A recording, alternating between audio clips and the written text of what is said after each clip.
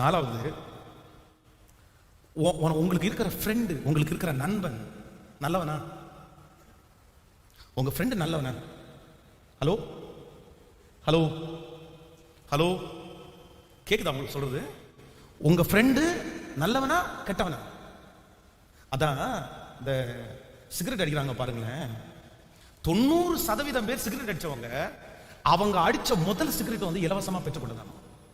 90% பேர் ஸ்மோக்கிங் பண்ணுகிற 90% நபர்கள் அவங்க யூஸ் பண்ண முதல் சிகரெட் வந்து ஃப்ரீ சிகரெட். அது யார் கொடுத்தா? உங்களுக்கு கடைக்காரன் கொடுத்தானா இல்ல கம்பெனிக்காரன் கொடுத்தானா? சொல்லுங்க, கம்பெனிக்காரன் கொடுத்தானா கடைக்காரன் கொடுத்தானா? யார் கொடுத்தா?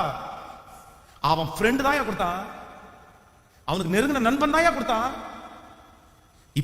இப்போ சொல்லுங்க, உங்க ஃப்ரெண்ட்ஸ் கெட்டவங்களா இருந்தாங்கன்னா, உங்க நண்பர்கள் சரியில்லை அப்படின்னா உன் வாழ்க்கை வெரி டேஞ்சர்.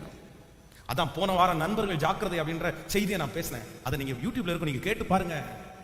நண்பர்கள் ரொம்ப ஜாக்கிரதை.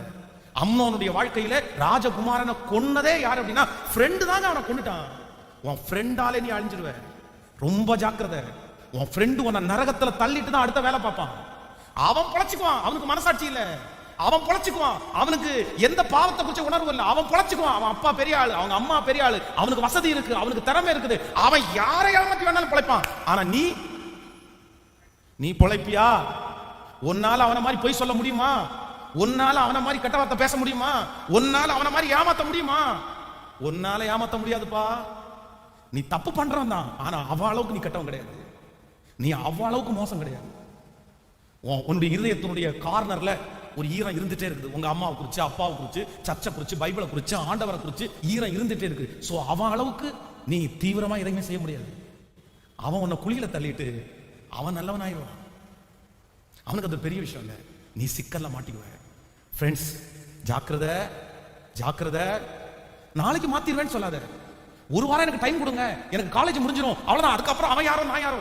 இன்றைக்கு ஊழியக்காரர் சொன்னார்ல, இன்னையோட முடிவெடுத்துரு, வேணாப்பா.